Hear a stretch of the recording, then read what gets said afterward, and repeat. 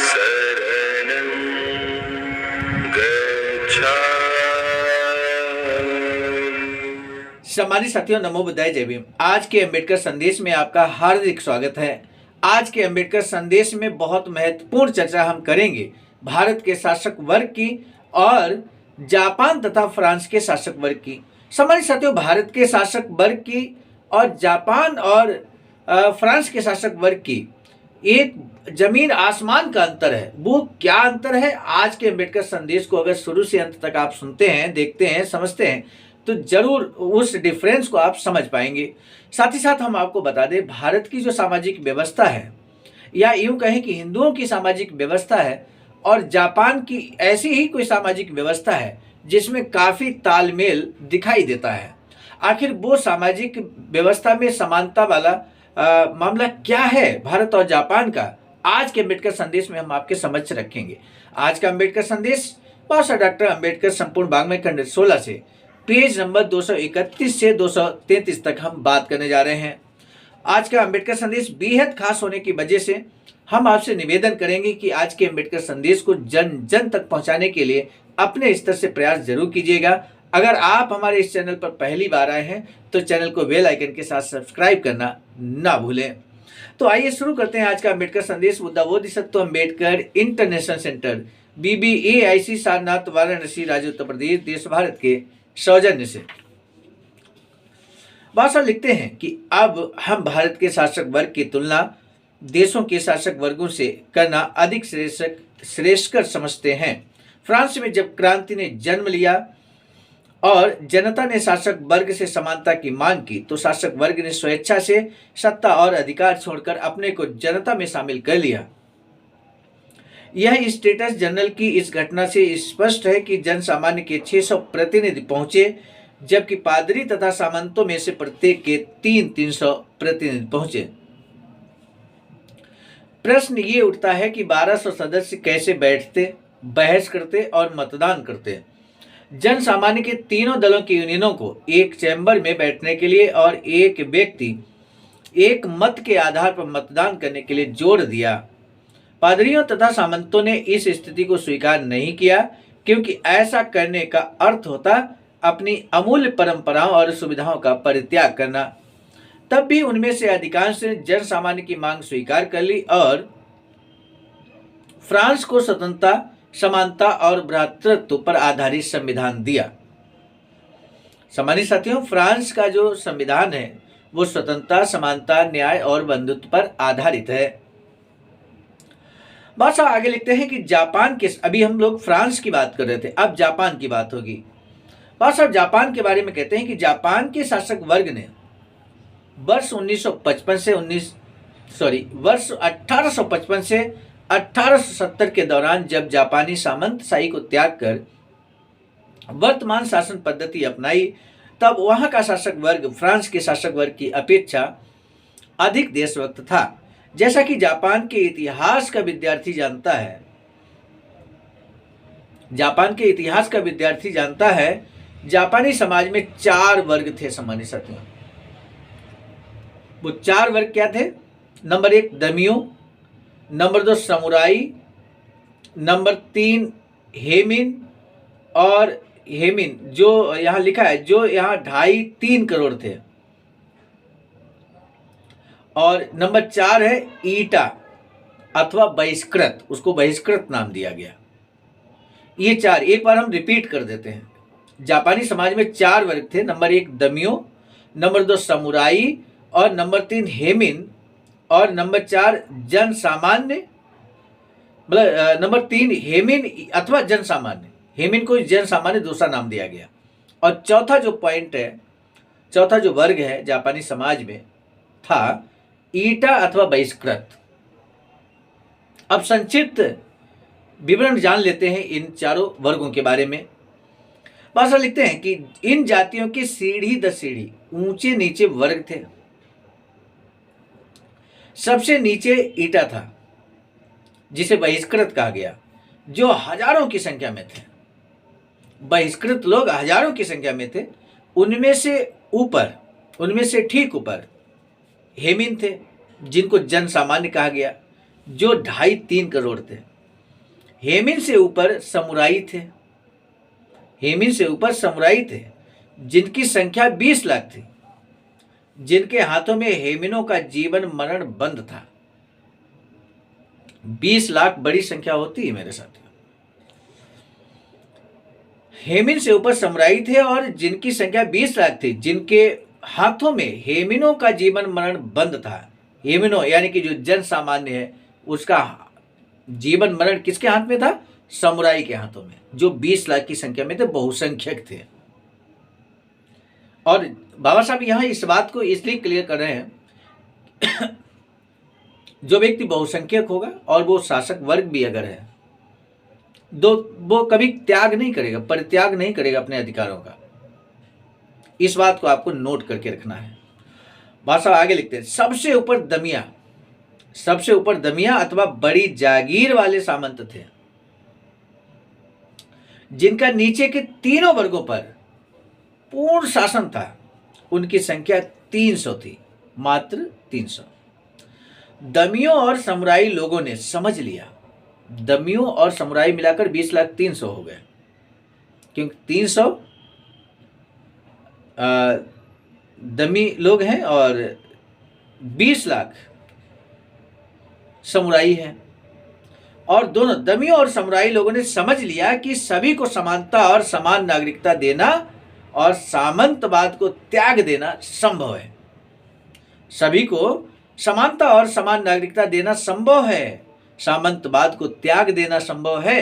तदनुसार दमियों लोग जो राष्ट्रीय भावना से ओतप्रोत थे और राष्ट्रीय एकता में कोई बाधा नहीं उत्पन्न करना चाहते थे, अपनी सुख सुविधाओं का परित्याग करने के लिए आगे आए और सर्वसाधारण में शामिल हो गए। 5 मार्च 1869 को उन्होंने सम्राट को जो याचिका दी थी वह इस प्रकार थी। दमियों और समुराई ने जो याचिका दी, अपनी सुख सुविधाओं को त्याग दिया।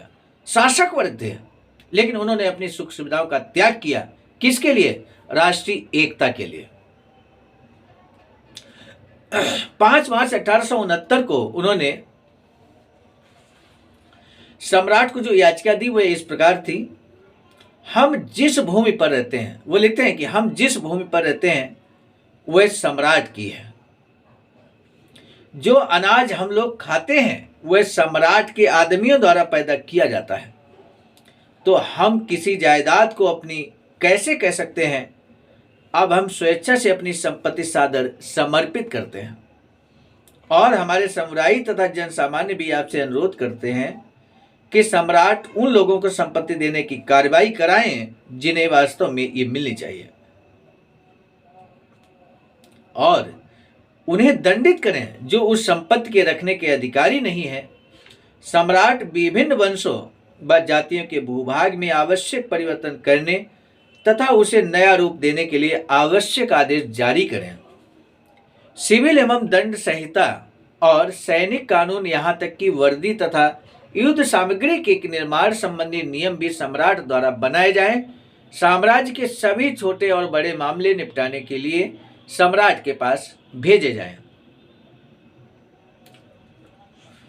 ये लिखा था दमियों ने और समुराई लोगों ने। दमियों ने लिखा था क्योंकि वही शासन कर रहे थे, पूर्ण रूप से शासन उन्हीं के हाथों में था, लेकिन उन्होंने समुराई का भी पक्ष लेते हुए यहाँ पर समुराई की तरफ से अपनी बात को रखा, जैसा कि आपने यहाँ पे देखा। सामान्य साथियों, एक वर्तमान में नारा बहुत ज़्यादा तेजी से चल रहा है और खासकर चुनाव के वक्त ज़्यादा ये, अभी कुछ राज्यों में चुनाव था तो उस समय ज़्यादा ये चल रहा था, बटेंगे तो कटेंगे, कटेंगे, हाँ बटेंगे तो कटेंगे, और एक है तो सेफ है, कुछ इस तरह का नारा चल रहा था। और ये क्यों चल रहा था? टोटली पॉलिटिकल नारा है। लेकिन क्या आप जानते हैं ये नारा पहली बार नहीं लगाया गया। ये बाबा साहब के दौर में भी इस तरह की बातें होती थीं, इस तरह के नारे लगाए जाते थे। अब आगे जो एक छोटा सा पैराग्राफ बचा है आज के अम्बेडकर संदेश का, जिसमें आप यही बात महसूस कीजिएगा। बाबा साहब लिखते हैं कि इस संबंध में जापान के शासक वर्ग की तुलना में भारत का शासक वर्ग कैसा है। जापान के शासक वर्ग की तुलना भारत के शासक वर्ग से करते हैं तब बाबा साहब लिखते हैं ये एकदम विपरीत है। भारत में शासक वर्ग ब्राह्मण भारतीय स्वतंत्रता की बलिवेदी पर ऐसा बलिदान करने का संकल्प नहीं कर सकता। भारतीय राष्ट्रीयता के नाम पर अपनी सुख सुविधाओं का परित्याग करने के बजाय भारत का शासक वर्ग अपनी सुख सुविधाओं को पक्का बनाए रखने के लिए राष्ट्रीयता का नारा लगाकर उसका दुरुपयोग करता है। जब कभी शोषित वर्गों के लोग सरकारी सेवाओं में, कार्यपालिका में तथा विधानमंडलों में संरक्षण की मांग करते हैं तब शासक वर्ग राष्ट्रीयता खतरे में है का नारा बुलंद करता है। लोगों से कहा जाता है कि यदि हमें राष्ट्रीय स्वतंत्रता प्राप्त करनी है तो हमें राष्ट्रीय एकता बनाए रखनी चाहिए और सरकारी सेवाओं में, कार्यपालिका में तथा विधानमंडलों में संरक्षण आदि राष्ट्रीय एकता के प्रतिकूल है। ये बात भारत का शासक वर्ग कहता है। भारत का शासक वर्ग तब जो था अंग्रेजों से पहले था, अंग्रेजों के आने के बाद भी उसका आधिपत्य रहा, प्रभाव रहा और आज़ादी के बाद तो फुल फ्रेश में लगातार रहा है और है। तब बाबा साहब लिखते हैं कि इसलिए जो राष्ट्रीय स्वतंत्रता में दिलचस्पी रखते हैं उन्हें इस प्रकार के संरक्षण की मांग का डटकर विरोध करना चाहिए। यह है भारत के शासक वर्ग की धारणा। अगर आप नौकरी मांगेंगे, आप सरकारी सेवाओं की बात करेंगे, कार्यपालिका में प्रतिनिधित्व की बात करेंगे, विधानमंडलों में संरक्षण की बात करेंगे, संवैधानिक संरक्षण की बात करेंगे तो राष्ट्रीयता का नारा जोरदार तरीके से लगाया जाएगा। बटेंगे तो कटेंगे, एक है तो सेफ है, इस तरह का नारा लगाया जा रहा है। समझ सकते हो, आप इस बारे में अपने विचारों को भी दे सकते हैं। क्या वास्तव में जो हमने विश्लेषण किया है बाबा साहब के इस लेख के माध्यम से वो कहाँ तक उचित है? आप भी अपनी राय रख सकते हैं। बाबा साहब लिखते हैं कि भारत का शासक वर्ग जापान के शासक वर्ग से पूर्णतया विपरीत दृष्टिकोण रखता है। राष्ट्रीयता के लिए अपनी सुख सुविधाओं का बलिदान करना तो दूर रहा, शासक वर्ग अपने को सुरक्षित करने के लिए राष्ट्रीयता के नाम का दुरुपयोग करता है। मेरे साथ ये रहा आज का अम्बेडकर संदेश और आपने देखा किस तरह से महत्वपूर्ण था आज का अम्बेडकर संदेश। आज का अम्बेडकर संदेश का जो महत्वपूर्ण प्रश्न है, जैसा कि आपको मालूम हर दिन अम्बेडकर संदेश के लास्ट में एक प्रश्न पूछा जाता है, उसी के तहत आज का जो प्रश्न है आपको ये बताना है। भारतीय जो सामाजिक व्यवस्था थी उसमें भी ब्राह्मण, क्षत्रिय, वैश्य, शूद्र इस तरह से हिंदुओं की व्यवस्था थी। जापान में इसी तरह की व्यवस्था एक जापानी समाज में बाबा साहब लिखते हैं कि इतिहास के विद्यार्थी अगर जापान के हैं तो वो ये जानते हैं कि जापानी समाज में 4 वर्ग थे। जापानी समाज में 4 वर्ग थे। उन चारों वर्गों के नाम आपको बताना है। उन 4 वर्गों के नाम बता दीजिए। बस यही आंसर का हम बेसब्री से इंतजार करेंगे और कई साथी हमारे लगातार अम्बेडकर संदेश को वाच कर रहे हैं, सुन रहे हैं और साथ ही साथ कमेंट सेक्शन में अपना रिप्लाई कर रहे हैं। उन साथियों के प्रति हमारा विशेष आभार जो लगातार कमेंट सेक्शन में अपना रिप्लाई कर रहे हैं और साथ ही साथ जो शेयर कर रहे हैं, वाच कर रहे हैं। आप सभी के प्रति हमारा सम्मान, धन्यवाद ज्ञापित करते हुए आज के अम्बेडकर संदेश को हम यहीं रोकेंगे। मिलेंगे नए डॉक्टर अम्बेडकर संदेश में, तब तक दीजिए इजाजत। आप सभी को सादर नमो बुद्धाय, जय भीम। सामान्य साथियों, हम एक महत्वपूर्ण बात बताना उचित समझते हैं। बाबा साहब की अधूरी इच्छा के अनुरूप एक वैचारिकी सेंटर निर्माणाधीन है सारनाथ वाराणसी में, जहां पर 14,000 स्क्वायर फीट जमीन परचेज कर ली गई है ring road, green city, Faridpur, Sarnath में।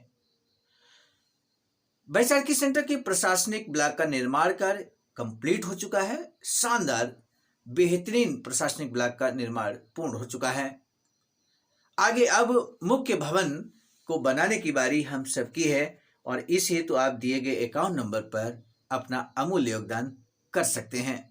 आज का अम्बेडकर संदेश हम लेकर उपस्थित हुए थे मिशन नायक बुद्ध मित्र मुसाफिर सर, राष्ट्रीय अध्यक्ष आवाज का नई दिल्ली की प्रेरणा में और साथ ही साथ संकलन कथाक्रम में परम आदरणीय विजय कुमार बौद्ध जी, प्रांतीय कोषाध्यक्ष आवाज का बिहार। प्रस्तुत करता में मैं स्वयं सर्वजीत आर्य, राष्ट्रीय मीडिया प्रभारी, IIT सेल आवाज का नई दिल्ली। मिलेंगे नए डॉक्टर अम्बेडकर संदेश में, तब तक दीजिए इजाजत। आप सभी को सादर नमो बुद्धाय, जय। सामान्य साथियों, यदि आप हमारे इस चैनल आवाज का ऑफिशियल, जिस पर नियमित सुबह 5 बजे डॉक्टर अम्बेडकर संदेश आपको मिलता है, आप हमारे इस चैनल को सपोर्ट करना चाहते हैं तो हमारा आपसे निवेदन है कि आप हमारे इस चैनल को सब्सक्राइब कर लें, वीडियो को शेयर, लाइक, कमेंट जरूर करें।